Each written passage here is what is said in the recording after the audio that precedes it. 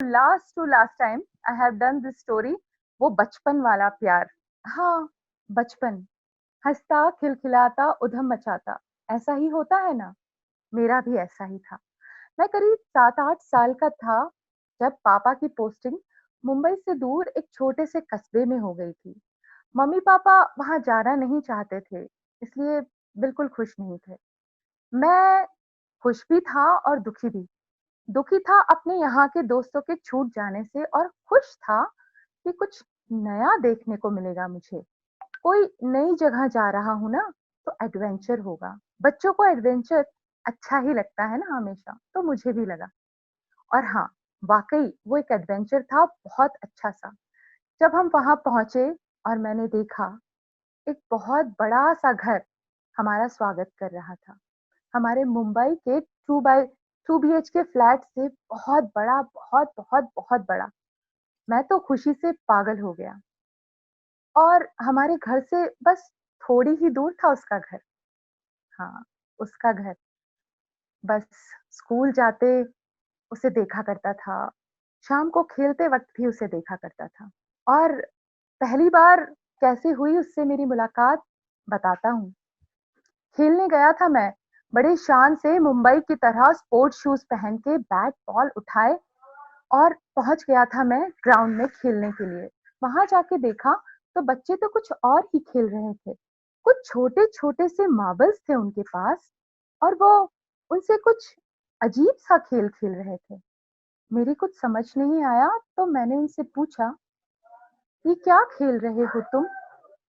तो वो सब हँसने लगे और मेरा मज़ाक उड़ाते हुए मेरे चारों तरफ घेरा बना के नाचने लगे, कूदने लगे, कहने लगे, "बड़े शहर का लड़का ना समझ कड़ का।" और उनके इस शोरो-गुल में एक आवाज़ सुनाई दी मुझे, किसी के हँसने की। उस ग्राउंड के ठीक सामने एक बंगले में ऊपर बालकनी की खिड़की से बैठे वो देख रही थी और ज़ोर-ज़ोर से हँस रही थी। उसको हँसता देख एक पल को मैं ठगा-सा रह गया। ये सब जो कुछ मेरे आस-पास हो रहा था, जो मेरा मज़ाक उड़ाया जा रहा था, मैं वो सब भूल गया। इतनी मासूम सी थी उसकी हँसी, ऐसा लगा इससे दोस्ती करनी चाहिए मुझे। पर उस वक़्त तो उन लड़कों से दोस्ती करनी थी, इसलिए मैंने उनसे कहा, "हाँ, मुझे खेलना नहीं आता, पर तुम लोग मुझे सिखाओगे ना?" और वो भी मान गए और बस, हम रोज़ खेलने लगे। मैं रोज़ वहाँ खेलने जाता और उसे वहीं खिड़की में बैठा हुआ पाता और बस वो मुस्कुरा देती थी और मैं भी उसे देखकर मुस्कुरा देता। कई बार दिल चाहा उसके घर के अंदर जाऊँ और उससे बात करूँ, लेकिन उसके घर के गेट के बाहर एक रौबीला-सा जो चौकीदार बैठा रहता था, उसकी बड़ी-बड़ी मूँछें थी, उनसे मुझे बहुत डर लगता था। ये कभी जा नहीं पाया मैं अंदर। पर बस उसको जब देखता, तो जो खुशी मुझे मिलती, वो बाकी सारे गेम्स, बाकी सारे खिलौने, मम्मी की बनाई हुई बहुत अच्छी अमेज़िंग डिशेज़ सबसे ज़्यादा अच्छी होती थी। इसी तरह 2 साल बीत गए और पापा का फिर से मुंबई ट्रांसफ़र हो गया। मम्मी-पापा अब की बार बहुत खुश थे, फिर से वही लाइफ़स्टाइल जीने को जो मिलने वाली थी, लेकिन मेरा दिल बुरी तरह टूट गया। मैं ज़ार-ज़ार रोया, बहुत रोया, बहुत रोया। जाने से पहले हिम्मत करके फिर उसके घर गया था मिलने, लेकिन उस दिन उसकी खिड़की बंद थी। मैं उसे देख भी नहीं पाया और लौट गया। वक़्त का तो काम ही है बढ़ना आगे। वक़्त अपनी गति से चलता जा रहा था और मैं भी अपने सारे काम करता जा रहा था। स्कूलिंग, उसके बाद कॉलेज, एमबीए भी किया मैंने और अब बहुत अच्छी-सी कंपनी में मैं जॉब करता हूँ, मैनेजिंग डायरेक्टर हूँ। लेकिन इतने सारे सालों में भी अगर कोई चीज़, कोई बात मैं नहीं भूला, तो वो थी उसकी मुस्कान। बस ज़िंदगी के हर पल में, हर वक़्त, हर घड़ी वो मेरे साथ रहती थी और हमेशा ये सोचा करता था कि वो हमेशा खिड़की पे ही क्यों बैठती थी? कभी नीचे क्यों नहीं आई? क्यों हमारे साथ नहीं खेलती? और अभी कुछ पिछले दिनों से उसकी याद कुछ ज़्यादा ही आ रही थी। तो सोचा मैंने कि चलना चाहिए अब मुझे, उससे मिलना चाहिए। लगता है मुझे इश्क हो गया है और अपने इश्क को ज़ाया नहीं कर सकता मैं। तो बस तय किया, ऑफ़िस से छुट्टी ली और चल दिया उस पुराने से कस्बे में। जाके देखता हूँ तो वो पुराना सा कस्बा नया सा लग रहा है। ऐसा लगा ही नहीं कि ये वही है जो मैं छोड़ के गया था। बहुत कुछ बदल चुका है, बिल्कुल नया सा हो गया है।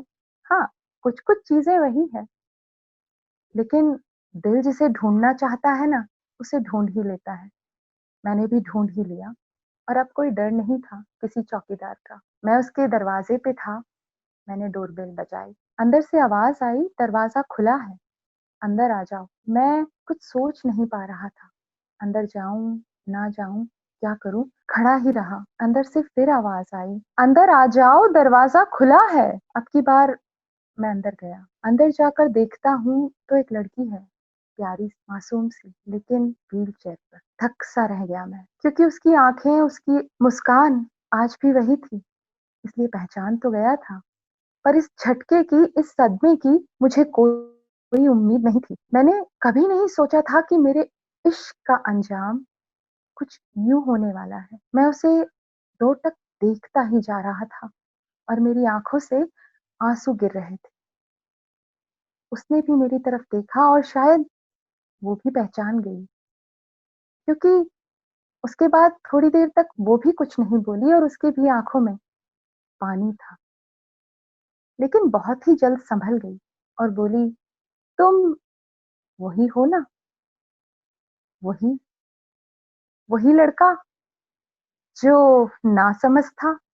मैंने गौर से उसे देखा। इश्क तो इधर भी है। तभी तो इसने मुझे पहचान लिया, इतने सालों के बाद। जिस तरह मैंने इसे याद रखा, याद तो इसे भी मैं हूँ।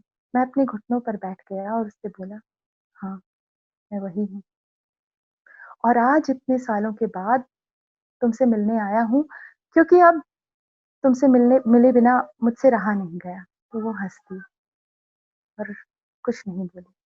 तब मैंने कहा, "आज समझ आया है कि तुम यूँ कभी नीचे खेलने नहीं आती थी। लेकिन क्या तुम तुम्हारे पैर ठीक नहीं हो सकते?"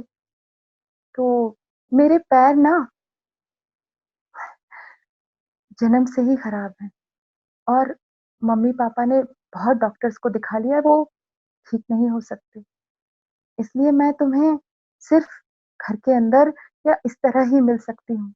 कभी तुम्हारे साथ सड़क पर चल नहीं सकती, खेल नहीं सकती ना। तो मैंने उससे कहा, "लेकिन मुझे तो तुमसे इश्क है, प्यार करता हूँ तुमसे। ज़िंदगी तुम्हारे ही साथ बिताना चाहता हूँ।" एक साँस में कह गया था मैं और वो मगर ये मुमकिन नहीं है। तुम मेरी हालत तो देखो, मैं किसी के प्यार के काबिल नहीं हूँ, मैं नहीं तुम्हारे साथ ज़िंदगी बिता सकती। तो मैंने कहा, "क्यों? क्यों नहीं बिता सकती? क्या सिर्फ़ इस वजह से कि तुम इस व्हीलचेयर पे हो? क्या वो प्यार जो इतने सालों से तुम्हारे और मेरे अंदर पल रहा था, वो इतना कच्चा है, इतना कमज़ोर है कि ज़िंदगी इस तरह नहीं जी जा सकती? मैं तैयार हूँ और मैं तुम्हारे बिना एक पल भी अब नहीं जीना चाहता। इतने साल मैंने तुम्हारा इंतज़ार किया, अब नहीं कर सकता। बस आज से, अब से, अभी से मेरी ज़िंदगी का हर पल, हर लम्हा सिर्फ़ तुम और तुम्हारे साथ ही बीतेगा।" मेरी आँखों में पानी, उसकी आँखों में पानी और पर्दे के पीछे उसकी माँ। उन्होंने भी सब सुना, बाहर आईं और भरे गले से मेरे सर पे हाथ रखकर बोली, "मेरा आशीर्वाद है बच्चों तुम्हारे साथ। बहुत खुश रहोगे तुम। तुम्हारे जैसा प्यार सिर्फ़ कहानियों में सुना है, आज देखा भी। खुश रहो बच्चों, हमेशा खुश रहो।"